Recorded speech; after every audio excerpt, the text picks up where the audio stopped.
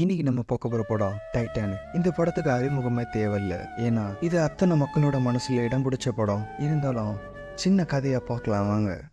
அழகான கடல் அலைகளுக்கு மத்தியில டைட்டானிக்ன்ற அந்த டைட்டிலோட இந்த கதையும் ஸ்டார்ட் ஆகுது. கடல்ல எதையோ தேடிட்டு இருக்கிறாங்க. மூழ்கி போன டைட்டானிக் ஷிப்லேருந்து ஒரு லாக்கர் பாக்ஸ் எடுத்துகிட்டு வந்து அதை ஓப்பன் பண்ணி பார்க்குறாங்க. ஆனால் அவங்க தேடின வயிறும் கிடைக்கல. அந்த பாக்ஸில் ஒரு டிராயிங் புக் இருக்குது. அதை நல்லா க்ளீன் பண்ணி அதில் ஒரு படம் இருந்துச்சு. அதையும் இவர் பார்க்குறாரு. பார்த்துட்டு டிவிலையும் டெலிகாஸ்ட் பண்ணுறாங்க. அதையும் ஒரு பாட்டியமாக பார்த்துட்டு இந்த கப்பலுக்கு வந்து சேர்றாங்க. அந்த படத்தையும் மூழ்கின அந்த கப்பலையும் பார்த்துட்டு ஃபீல் பண்ணுறாங்க.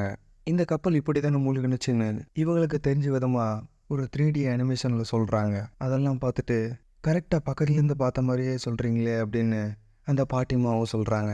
இனி நீங்கள் தான் சொல்லணுன்னு அவங்களும் சொல்ல, பாட்டிமாவும் தன்னோட கதையை, அதாவது ரோஸ் தன்னோட கதையை சொல்ல ஆரம்பிக்கிறாங்க.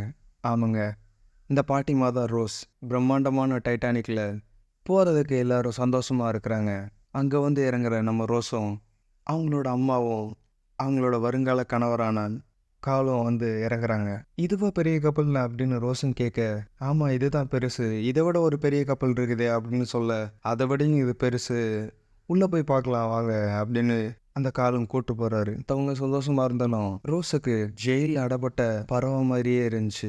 அவங்களால சந்தோஷமாக இருக்க முடியல. மனசுக்குள்ள வருத்தத்தோடையே அவங்க இந்த பயணத்தில் போனாங்க. அப்படியே அடுத்த சீனில் நம்ம ஜாக்கும் அவரோட ஃப்ரெண்டும் சீட்டுக்கிட்ட விளையாண்டுட்டு இருந்தாங்க. அவங்களும் ஆர்வமாக விளையாண்டுட்டு இருந்தாங்க. வின் பண்ண சந்தோஷத்தில் துள்ளி குதிச்சாங்க. டைட்டானிக் கிளம்ப போகுதுன்னு ஒருத்தர் சொல்ல, இவங்களும் வேக வேகமாக ஓடுறாங்க டைட்டானிக்ல ஏற. டைட்டானிக்கோட பயணத்தில் இவங்களும் ஜாயின் பண்ணிக்கிட்டாங்க. அப்போ லஞ்ச் டைமில் பணக்காரங்க எல்லாரும் சாப்பிட்டுட்டு இருக்கிறாங்க.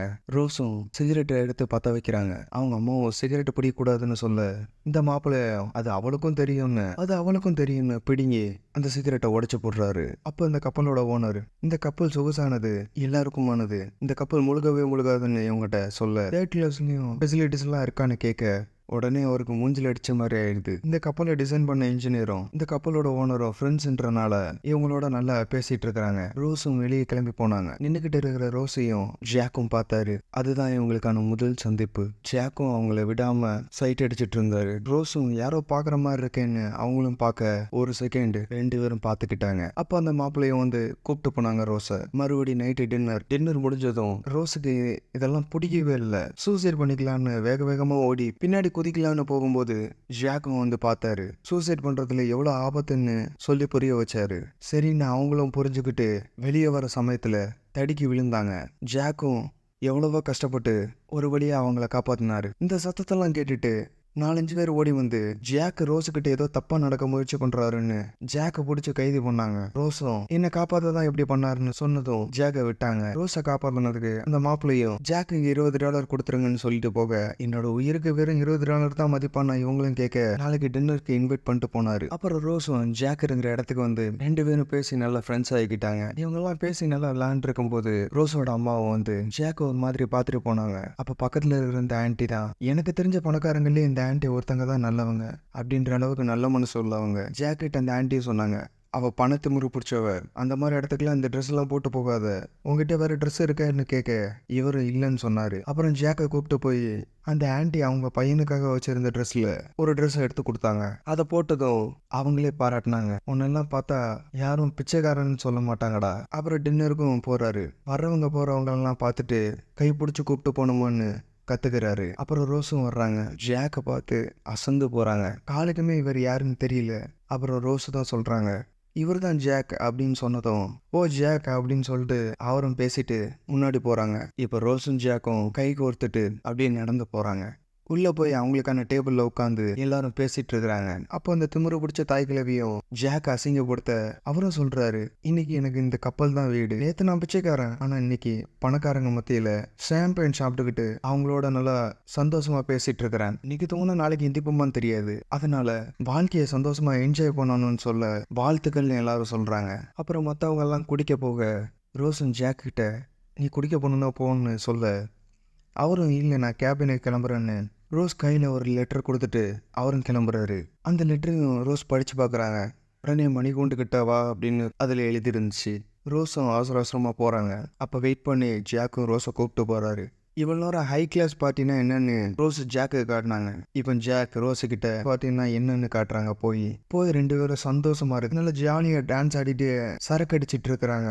அந்த மாப்பிள்ளையோட ஆள் இதெல்லாம் பார்த்துட்டு அந்த மாப்பிள்ளைக்காரன்ட்ட போய் சொல்ல, அடுத்த நாள் அந்த மாப்பிள்ளை ரோஸை திட்டுறான். ரோஸும் ஃபீல் பண்றாங்க. அப்ப இந்த தாய்க்கிழமையும் வந்து ரோஸு கிட்ட, நம்ம கடன்ல இருக்கிறோம், இது ஒண்ணுதான் வழி, இவங்கள்ட்ட சொல்லி இவங்களோட ஃபீலிங்ஸ் எல்லாம் புரிஞ்சுக்காம இவனை தான் கட்டிக்கணும்னு கட்டாயப்படுத்தினாங்க. ரோஸுக்கு வேற என்ன பண்றதுன்னு தெரியல. அப்புறம் இவங்கெல்லாம் அந்த கப்பலை சுத்தி பாக்குறாங்க. கப்பலோட இன்ஜினியர் என்னென்னு விளக்கமா சொல்றாரு. இந்த கப்பல் தான் முழுகாதே, எதுக்கு லைவ் போட்டுன்னு கேட்க, சேஃப்டிக்கு டிசைன் பண்ணிருக்குன்னு அவரும் சொல்றாரு. அவங்க எல்லாம் போய்கிட்டு இருக்கும்போது ஜாக்கும் பின்னாடி ரோஸ் இழுக்கிறாரு. உனக்கு என்னாச்சு ரோஸ், உனக்கு என்னாச்சு, உனக்கு எதுவும் பிரச்சனையா, என் கூட வந்துரு, நான் உன்னை பாத்துக்கிறேன்னு ஜாக்கும் சொல்ல, எனக்கு எந்த பிரச்சனையும் இல்லை, எனக்கு இருக்கிற பிரச்சனையை உன்னால சரி பண்ண முடியாதுன்னு இவங்களும் சொல்ல, அப்போ நீயும் சரி பண்ணிக்கோன்னு சொல்லிட்டு ஜாக்கும் ரோஸை கிஸ் பண்ண போறாரு. அவங்களுக்கு பிடிச்சிருந்தாலும் அந்த கிஸ்ஸை பிரேக் பண்ணிட்டு அவங்களும் கிளம்பி போறாங்க. ஜாக்கும் ஃபீலிங்ஸோட கடலையும் வானத்தையும் பார்த்துட்டு இருக்காரு. பின்னாடி ரோஸ் வராங்க. அவங்களும் வந்து நான் மனசை மாத்திக்கிட்டேன்னு சொல்ல இவருக்கும் சந்தோஷமாயிருது. அப்புறம் ரோஸையும் கண்ணை மூடிட்டு இந்த கம்பி மேலே ஏறி நிக்க சொன்னாங்க. 2 பேர் நின்னாங்க. இந்த தருணத்துல அவங்களுக்கு காதல் ஏற்பட்டுச்சு. 2 பேரும் அந்த அழகை ரசிச்சுக்கிட்டு முத்தத்தை பகிர்ந்துக்கிட்டாங்க. ரோஸும் தன்னோட ரூமுக்கு ஜாக கூப்பிட்டு போய் அவங்கள டிராயிங் பண்ணிக்க சொல்லி கேட்டாங்க. இவரும் டிராயிங் பண்ணாரு. டிராயிங் பண்ணி முடிச்சதும் அந்த வைரத்தை அந்த லாக்கர் பாக்ஸ்ல வச்சுட்டு இந்த டிராயிங்கையும் ரோஸ் ஒரு லெட்டர் எழுதுனாங்க. அதே அந்த லாக்கர் பாக்ஸ்ல வச்சுட்டு இவங்க 2 பேரும் கிளம்புறாங்க. அந்த மாப்பிள்ளையோட ஆளு இதெல்லாம் பார்த்துட்டு இவங்களை துரத்திட்டே போறாரு. இருந்தாலும் இவங்க எங்கெங்கயோ போயிடுறாங்க. கீழே லக்கேஜ்லாம் இருக்கிற அந்த இடத்துல அந்த கார்ல இவங்க சந்தோஷமா இருந்தாங்க. இவங்களை தேடி வர்றாங்க 2 பேரு. ஆனா அந்த கார்ல இவங்க இல்ல. மேல வந்து இவங்களும் அந்த கார்ல தான் இருப்போம்னு நினைச்சிருப்பாங்கல்ல, ரொம்ப சந்தோஷமா இருந்தாங்க. அவங்களும் சந்தோஷமா அவங்கள ஏமாத்திட்டோன்னு சந்தோஷமா இருந்தாங்க. இங்க கிஸ் பண்ணிக்கிறாங்க. மேல பனிப்பாறைகளை செக் பண்ற இவங்க 2 பேரும் இவங்க கிஸ் பண்ணிக்கிறத பார்த்துட்டு இவனும் சொல்றாரு, என் பக்கத்துல ஒரு பொண்ணு இருந்திருக்கலாம், போய் நீயா அப்படின்னு சொல்லி இவங்க கிஸ் பண்றத பார்த்துக்கிட்டே அவங்க முன்னாடி பனிப்பாறை இருந்துச்சு. அதை பார்த்துட்டு அவசரமா இவங்களும் மணியெல்லாம் அடிச்சுட்டு இங்கே ஃபோன் பண்ணி சொன்னாங்க. எல்லாரும் அவங்களோட தன்னோட முழு முயற்சியும் போட்டு கப்பலை நிப்பாட்டுறதுக்கு இல்லைன்னா திசையை மாத்துறதுக்கு முயற்சி பண்ணாங்க. இவங்க எல்லாத்தையும் பண்ணதும் என்ன நடக்க போதும்னு அதிர்ச்சியில எல்லாரும் பார்த்துட்டு இருந்தாங்க. முன்னாடி பனிப்பாறை கப்பல் நெருங்கி போணுச்சு. பனிப்பாறை பக்கத்துல போனதும் கப்பல் விலகுனுச்சு. அப்ப அட அப்படின்னு நினைச்சா கப்பலோட கீழ் பகுதியில பனிப்பாறை இடிச்சது. கப்பல் ஃபுல்லா ஒரே அதிர்வு. என்னாச்சுன்னு வந்து கேப்டனும் கேட்க, கேப்டன் கிட்ட அப்ப இருந்த இன்சார்ஜ் சொல்றாரு, முன்னாடி பனிப்பாறை இருந்துச்சு, எவ்வளவோ ட்ரை பண்ணோம், இருந்தாலும் கப்பல்ல இடிச்சிருச்சுன்னு சொல்லி கப்பலோட இன்ஜினியர் வராரு. என்னாச்சுன்னு கேட்க அவரும் சொல்றாரு. ப்ளூ பிரிண்ட் எல்லாம் பார்த்து செக் பண்ணிட்டு 4-5 கம்பார்ட்மெண்ட்ல தண்ணி இருக்குன்னு அவருக்கே தெரியுது. கப்பலோட இன்ஜினியர் கஷ்டம்னு சொல்ல கேப்டனும் சொல்றாரு, உங்ககிட்ட தான் பம்ப் இருக்குது, உடனே தண்ணியை வெளியேற்றிட்டு அடைச்சிடலான்னு சொல்ல, அது ரொம்ப கஷ்டம், தண்ணி ரொம்ப ஏறிடுச்சு அப்படின்னு இவரும் சொல்றாரு. அப்ப கப்பலோட ஓனரை வந்து எப்போ நம்ம கிளம்புவோம் அப்படின்னு கேட்க, டைட்டானிக் முழுக போகுதுன்னு சொல்றாரு. டைட்டானிக் முழுகாதுன்னு அவரும் சொல்ல, ஆமா முழுகாதுதான், இருந்தாலும் தண்ணி இப்போ உள்ள நிறைய வந்துருச்சு, இதுக்கு மேல டைட்டானிக் மூழ்கியே தீரும்னு அவரும் சொல்றாரு.